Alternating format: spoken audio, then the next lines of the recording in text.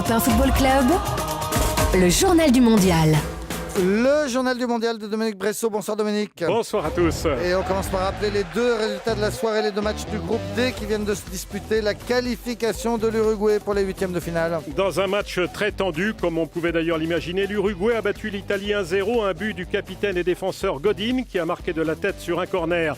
L'arbitre mexicain, M. Rodriguez, a dû sévir à plusieurs reprises pour contenir l'agressivité des 22 joueurs.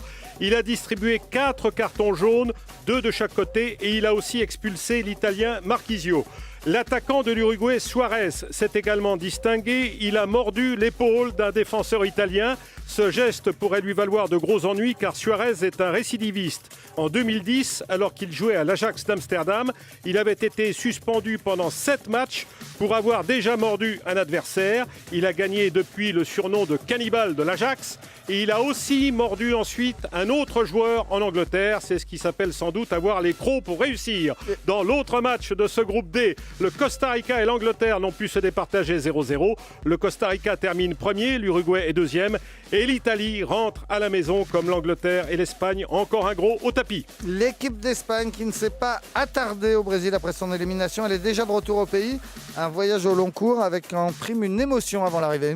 Aussitôt après la victoire pour l'honneur contre l'Australie 3-0, direction l'aéroport de Curitiba où se jouait le match dans le sud du Brésil pour un vol de 16 heures agrémenté au petit matin d'une escale aux Canaries histoire de bien couper le sommeil. Puis arrivé à midi à Madrid pour avoir pris la foudre car il y avait un orage à ce moment-là, l'avion a reçu un éclair. Ultime désagrément pour la sélection espagnole qui a laissé toutes ses illusions au Brésil et dernière contrariété aussi pour David Villa qui arrête sa carrière internationale.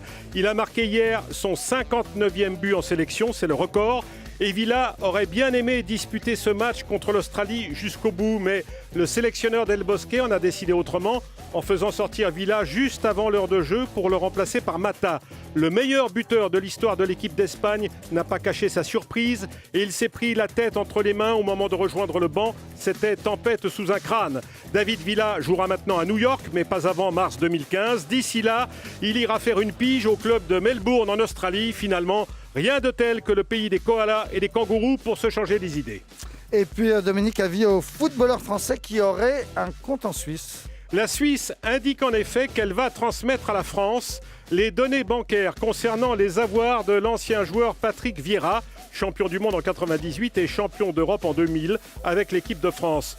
Le bulletin officiel suisse, l'équivalent de notre journal officiel, écrit dans son édition d'aujourd'hui que l'administration fédérale des contributions accorde l'assistance administrative concernant M. Patrick Vieira. Cette phrase anodine signifie tout simplement que la Suisse collabore avec les autorités françaises pour leur fournir les informations demandées concernant un compte que Patrick Vieira possède à la banque suisse UBS. L'ancien capitaine de l'équipe de France a, depuis 1995, fait toute sa carrière dans des clubs étrangers, Milan, Arsenal, la Juve, l'Inter et Manchester City, où il entraîne aujourd'hui les jeunes. Dans leur infinie bonté, les Suisses accordent à Patrick Vieira un délai de 30 jours pour faire appel. Et déjà fin mai, ils avaient pris une décision semblable à l'encontre de l'ancien joueur Claude Makelele, aujourd'hui entraîneur de Bastia.